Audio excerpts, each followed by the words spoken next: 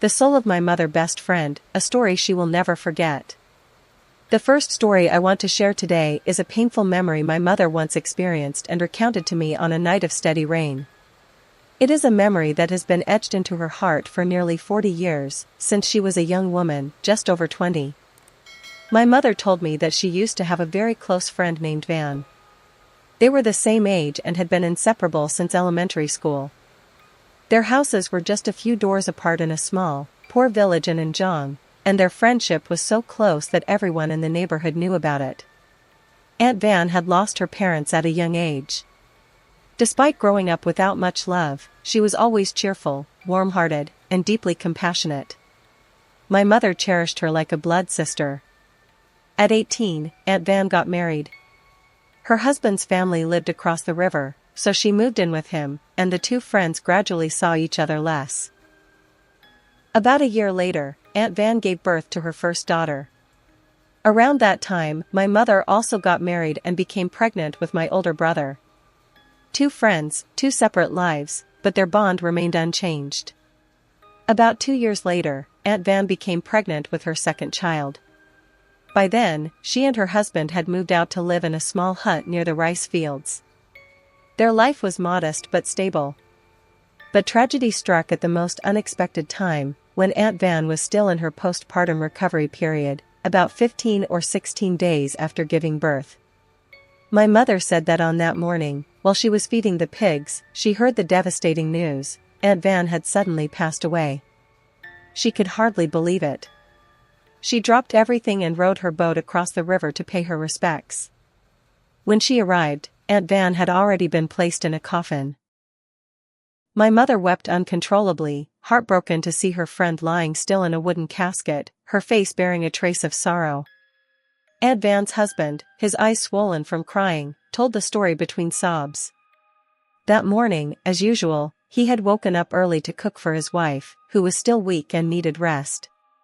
But for some reason, after preparing the food, he forgot to cook the rice.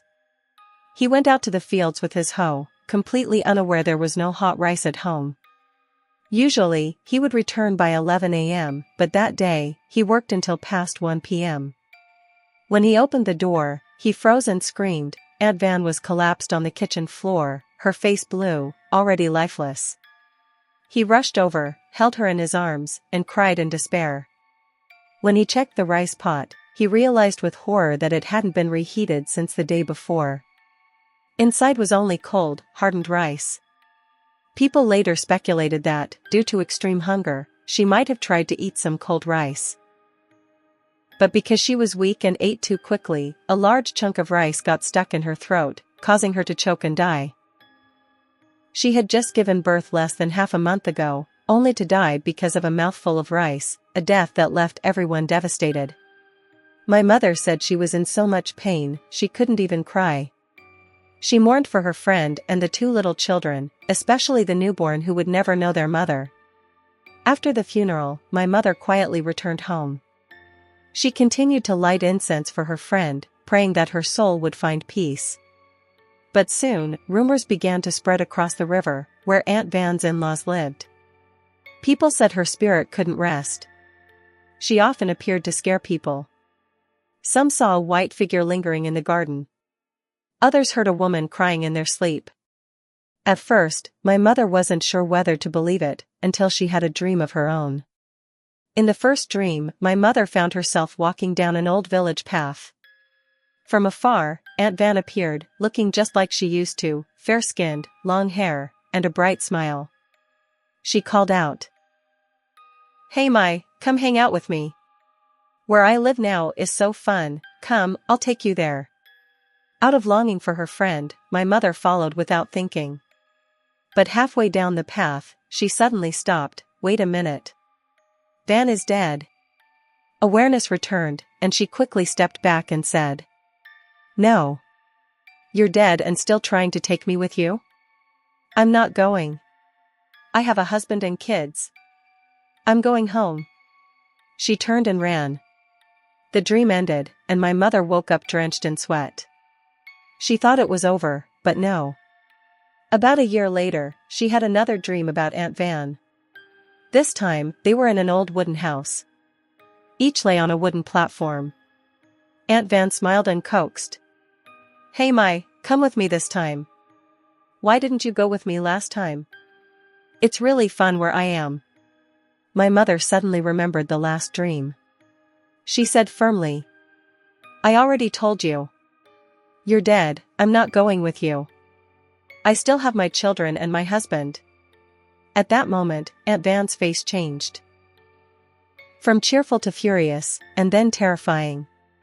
Her features shriveled, her eye sockets black, and her hair fell over her face.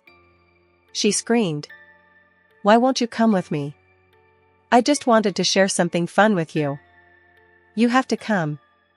She lunged across the room, pinned my mother down, and gripped her shoulders tightly, repeating over and over, "You have to come with me.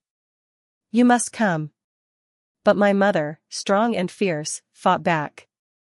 She shouted, "I said I won't go. You're dead, let me be. I have a family, I'm not going anywhere." She kicked, pushed, and fought her friend off. At that moment, she woke up from the nightmare. The dream drained her for days. She couldn't understand why her friend had become so persistent, even dangerous. But eventually, things quieted down. She stopped dreaming of her. The village also stopped hearing of Aunt Van's ghost. Until one night, almost a year later, she dreamed again. This time, she saw their old neighborhood. Aunt Van appeared naked, skinny, frail, and covered in bloody whip marks from her back to her chest. My mother ran over, crying, "Van, what happened to you?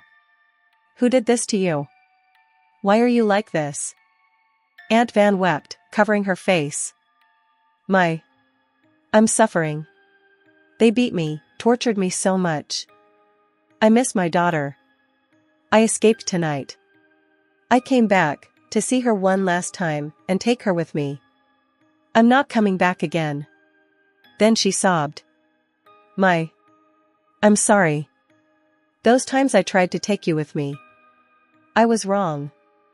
But this time I won't ask anymore. I just want to see my daughter, and take her away."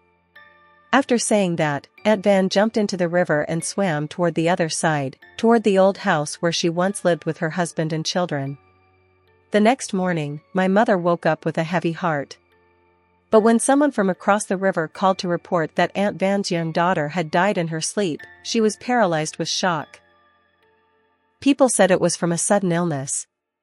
But my mother knew, deep down, Aunt Van had come back to take her daughter. Later, she heard that Aunt Van had been so active and aggressive in the spirit world that her husband's family invited a powerful exorcist to seal her spirit. After that, no one ever saw her again. That final dream, when my mother saw her friend in such misery, was the last time she appeared. A farewell, from beyond death.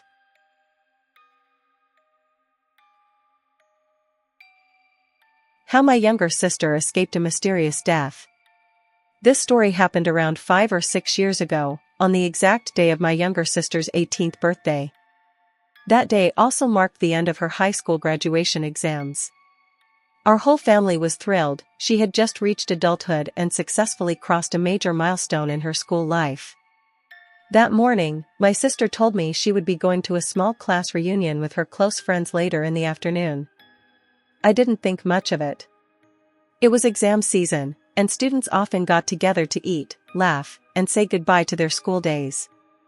I even teased her, "Have fun, but don't come back too late."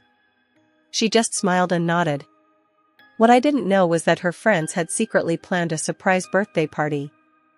They invited her to a small restaurant at 2 p.m., but they told her it was just a regular class get-together, just to keep it a surprise. But by around 2 p.m., I noticed her pacing back and forth in the house, looking anxious.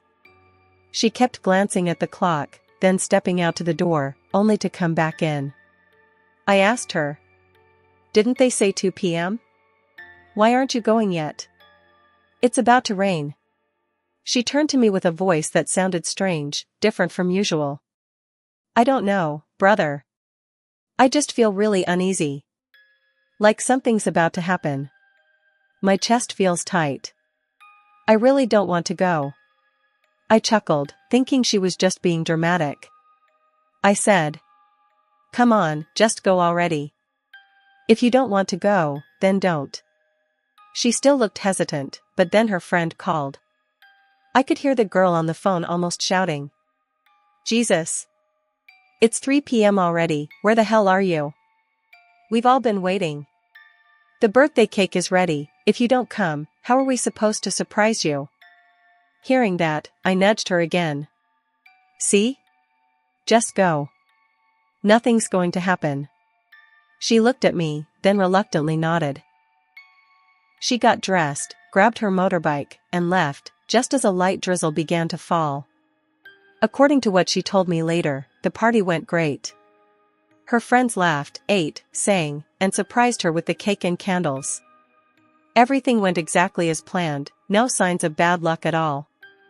Around 6 p.m., she headed home. To get back, she had to cross a small bridge only about 500 meters from our house. Everyone in our neighborhood knew about that bridge. It had seen many accidents over the years, some fatal. Knowing that, she rode slowly and carefully as she climbed the bridge. But as she descended the slope on the other side, she saw something strange. Standing by the edge of the bridge were a woman and a little boy, about 5 or 6 years old. At first, she thought they were just waiting for someone. But the moment she passed them, they suddenly stepped out, right in front of her bike. Though she was already riding slowly, the sudden move startled her. She instinctively slammed the brakes. The bike toppled, and she was thrown 3 or 4 meters down the road. And right at that moment, a truck came barreling down from the slope above. She told me that while lying there, she saw the truck's headlights growing larger and larger, like they were about to swallow everything. In her head, one thought screamed, "I'm going to die." She tried to crawl to the side, to get out of the way. But just as she started to move, something terrifying happened. The same woman and child from earlier appeared again. They grabbed her arms, hard, and dragged her back toward the center of the road. She said they were unbelievably strong, their hands ice cold, and she couldn't break free. The truck was only seconds away. Then, at the last moment, a man appeared. She didn't see his face clearly, only the silhouette of a tall man rushing forward. He shoved the woman and child aside and yanked my sister out of the road. The truck thundered past, missing her by inches. The driver slammed the brakes and rushed out. My sister, still trembling, looked around, only to realize the man was gone. So were the woman and child. Only the driver remained, panicking and bowing repeatedly. "Oh my God. Are you okay, sweetie? I thought I ran you over." Locals had heard the commotion and came out to help. They lifted her up and helped her with the bike. Luckily, she only had some bruises and scrapes. No broken bones. No internal injuries. What haunted me most was what the driver said next.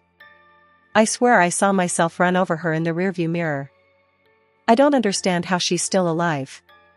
She came home in tears, telling us everything. My whole family was shaken. I felt a chill run down my spine. The next morning, my mom and I went to see a spiritual medium a few kilometers away, someone known for being able to astral travel and see the unseen. After hearing the story, she meditated in silence for a while. Then she opened her eyes and spoke. "About 7 years ago, right on that bridge, there was a horrible accident. A couple and their young son were on their way to the hospital when they were hit. The wife and child died instantly. The husband fell into a coma and passed away en route. Since then, the souls of the mother and child have lingered there, trying to find someone to take their place, to pass on their suffering." She said my sister's age and fate aligned with them that day. They were determined to take her. But at the final moment, it was the soul of the father who appeared. He pushed his wife and child away and saved my sister. He did it to stop them from committing another sin, which would only trap them longer in the cycle of suffering. And perhaps, thanks to the blessings from our family, my sister was spared. I got goosebumps. I suddenly remembered, yes, years ago, there was a terrible accident at that exact bridge. Everyone in our neighborhood talked about it. My mother, still worried, asked if the spirits would return. The medium reassured her. No. The father will protect your daughter. They won't return. Still, my mom insisted on helping the lost spirits. She asked if there was anything she could do to help them move on. The medium suggested inviting a monk to perform a chanting ritual rite at the bridge. We went to a nearby temple and asked the abbot. But he refused. He said that the deceased's family had already held a proper, elaborate funeral and spiritual ceremony long ago. In his eyes, the spirits had already moved on. But clearly, they hadn't. With no other choice, we prepared a humble offering of food, incense, and prayers, right at the spot where the accident happened. We asked that their souls find peace. Some time later, our family moved away. But even now, I still remember the horror in my sister's voice and the look in her eyes when she told her story. That was the day she escaped death, not just from fate or chance, but from the hands of restless souls desperate to be freed.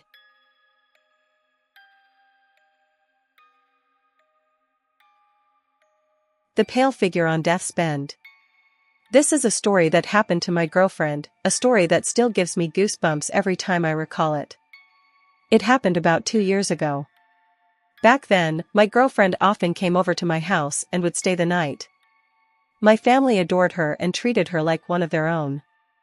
However, since her family ran a business that opened early every morning, even when she stayed over, she would always get up around 3 or 4 a.m. to ride home and help out. I remember clearly, it was a day like any other.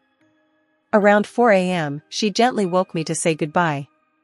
I walked her to the door and watched as her motorbike's light faded into the darkness of the empty street. Then, I went back to bed, scrolling through my phone as usual.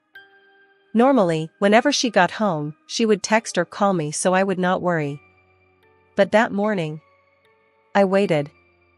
4:30 passed. Then 5 o'clock. Then 6 o'clock. Still nothing. A deep, gnawing feeling crept into my gut. Something was wrong. I called her phone.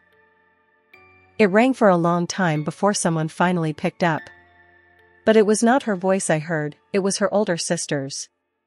Choked with emotion, her sister delivered a blow that shattered me. She's been in a traffic accident. It's serious, they're rushing her to Cho-Ray Hospital. My mind reeled. My heart felt like it was being crushed in someone's fist. I stammered out more questions, panic rising inside me like a tide. Her sister could only give me a short, trembling reply. She's unconscious, multiple broken bones, internal injuries, the doctors are doing all they can. Without hesitation, I grabbed my keys and sped straight to Cho-Ray Hospital. When I saw my girlfriend lying motionless in that hospital bed, her body wrapped in bandages, her face swollen and torn to the point of being unrecognizable, my heart shattered. The doctors told us she had suffered a brain hemorrhage, a broken collarbone, liver and spleen damage, and multiple internal injuries. Her face alone required stitches in 4 separate places. They said that if she had arrived even a few minutes later, she might not have survived. But then, a miracle happened. About 2 weeks later, she woke up. Though she was still weak, and her eyes dazed, when she saw me, she smiled. A fragile, tired smile, but to me, it was the most beautiful thing I had ever seen in my life. Later, when she had recovered enough to talk, she told me something that has haunted me ever since. She said that on the morning of the accident, she was riding home as usual. The sky was still dark, and the road was completely deserted. As she approached the curve near a small bridge, right at the spot people in the neighborhood ominously called Death's Bend, she saw something. A pale figure. Faint and ghostly. Tall and thin. It darted out from the roadside straight into her path. Instinctively, she swerved hard to avoid it. And then, everything went black. She had not hit anyone. There were no potholes. No other vehicles. Just a pale figure. And then a crash. When I heard that, goosebumps crawled up my arms. I believe her. She is not someone prone to fear or superstition. And besides, I had heard things about that stretch of road too. People say that a few years ago, a young woman died there, hit head-on by a speeding truck in the middle of the night. Her neck snapped. She died instantly. Ever since then, every year, someone has had a fatal accident on that same day. And sure enough, 1 year after my girlfriend's crash, on the exact same date, it happened again. This time it was an older woman, heading to the morning market. 2 young men on a motorbike hit her. She died on the spot. When police came to investigate, the 2 men swore they saw a pale figure dart out from the bushes. They panicked, swerved, and the crash happened. The neighborhood buzzed with fear and speculation for days. Some said it was the spirit of the girl who died years ago, her death too sudden, no proper rites performed. Her soul had not found peace. And every year, on the anniversary of her death, she returned, looking for someone to join her. Only one person ever survived. My girlfriend. Despite the severe injuries. Despite how close she came to death. She lived. Many said it was divine protection. That her family must have great virtue. That some unseen force was guarding her, keeping the dead from claiming her. I believe that too. Her survival was no accident. And every time I remember what she told me, about the pale figure, I still feel a chill run down my spine. Even now, whenever I pass that stretch of road, I always get goosebumps. And I whisper a silent prayer. Because I know, there are things out there. Unseen. Silent. But never truly gone.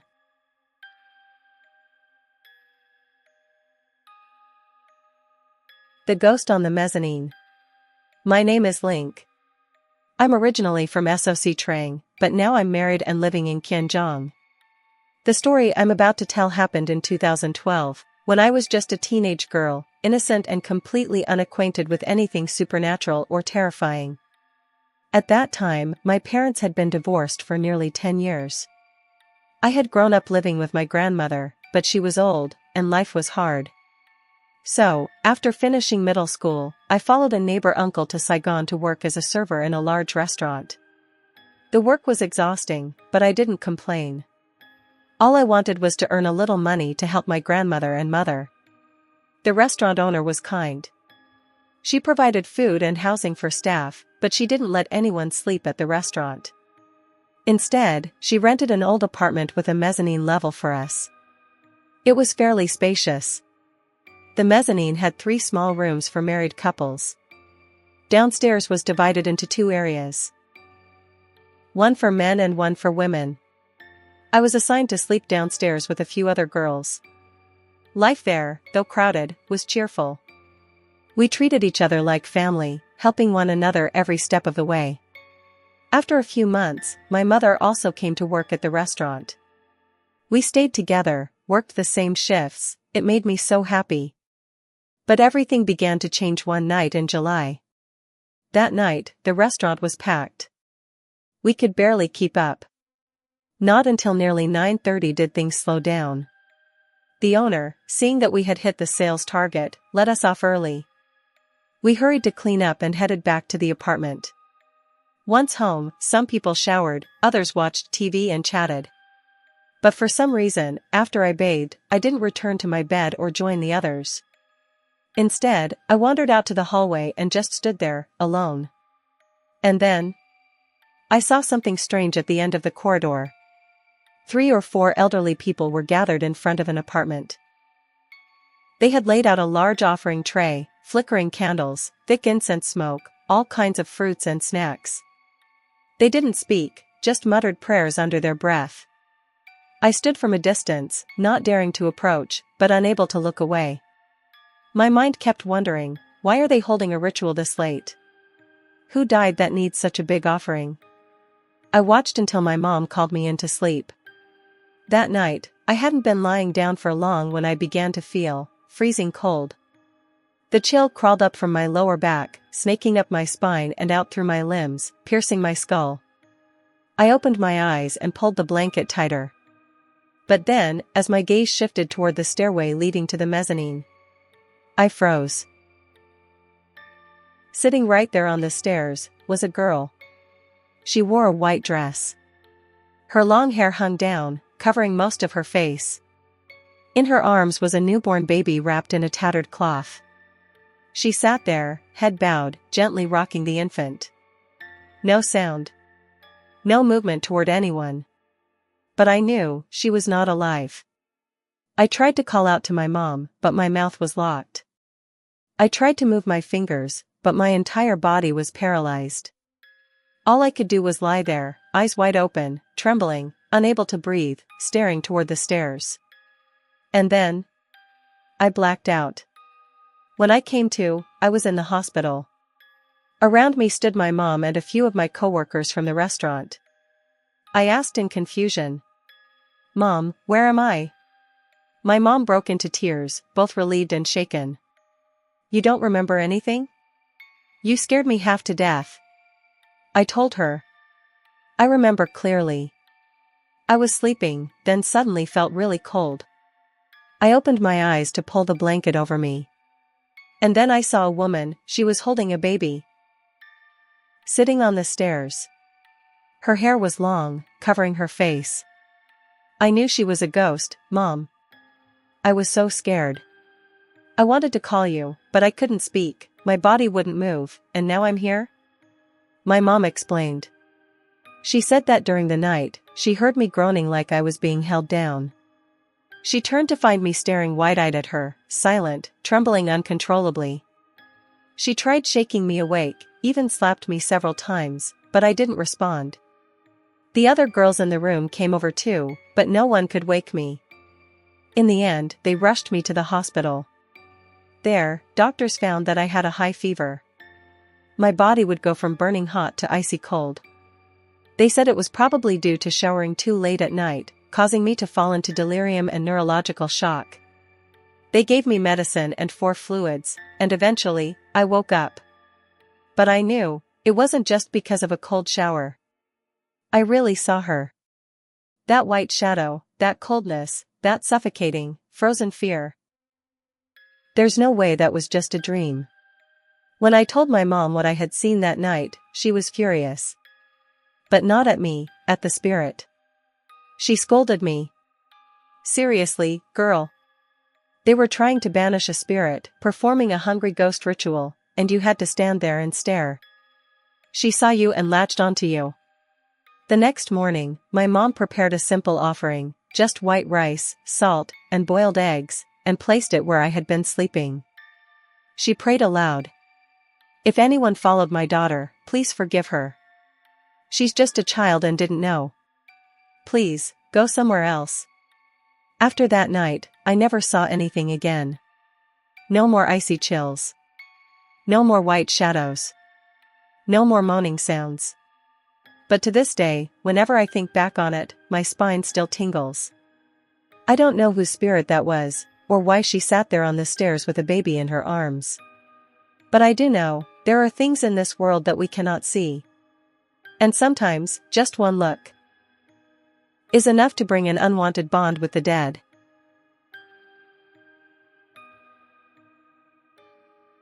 The girl in the white AODI. After I left the restaurant job in Saigon, I never went back. That Lunar New Year, I returned to my hometown and found a new job nearby. Not long after, I met my husband, and in 2014, we got married. I followed him to live in Kianjiang. In 2017, I gave birth to our second son. At that time, my mother-in-law was busy with her business and couldn't help me take care of the 2 young children. So, I decided to return to my grandmother's house for postpartum confinement. I also wanted her to care for me, because I had lived with her all my life like a lonely, abandoned grandchild. Back then, my youngest son was only 1 or 2 months old. Grandma's house was an old wooden one, but still sturdy. I grew up there. All my childhood memories were tied to that home, and there had never been anything strange or spooky, until this time. Grandma and my older daughter slept in the back bedroom, while I and the baby slept on a bamboo bed in the front room. The first week passed peacefully.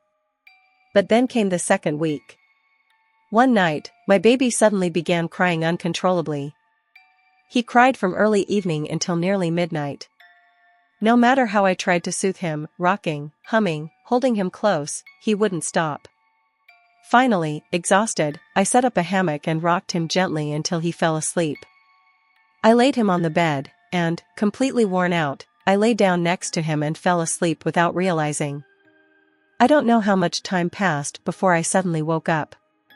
Under the dim yellow glow of the nightlight casting shadows on the old walls, I opened my eyes, and realized I wasn't alone in the room.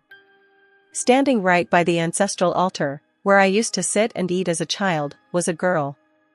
She wore a white ao dye, the traditional Vietnamese schoolgirl uniform. Her hair was long, reaching her back.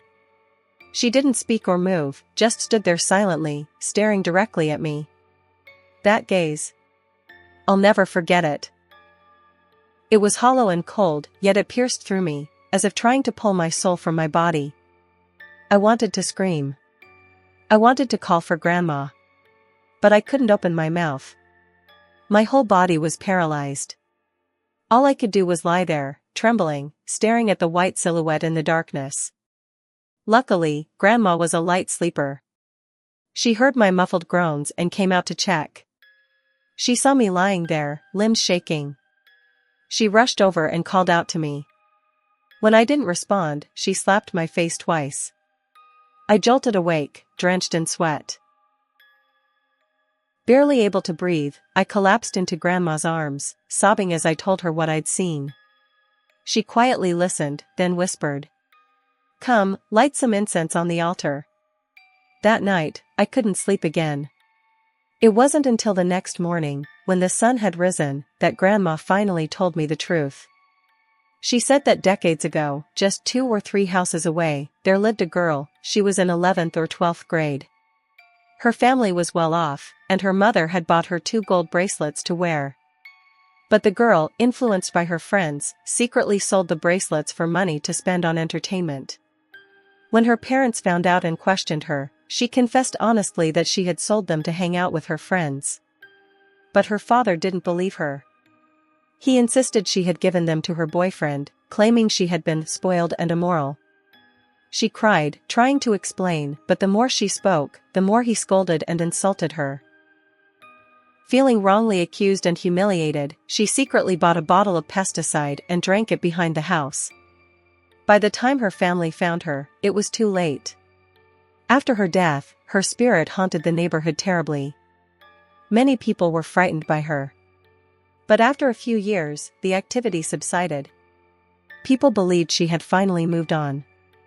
Yet last night, I saw her again. Every detail I described, the white ao dye, the long hair, the lifeless eyes, matched her exactly. Grandma believed it was because I had just given birth, my body still weak and full of energy, making me more visible to spirits. But she also thought the girl didn't mean to harm me. She simply appeared, perhaps as a way to remind people that she once existed. That afternoon, Grandma prepared a simple offering. It was both for our ancestors and as a prayer for the girl's wandering soul. She hoped the girl would finally find peace and stop scaring the children. And ever since that night, I've never seen her again.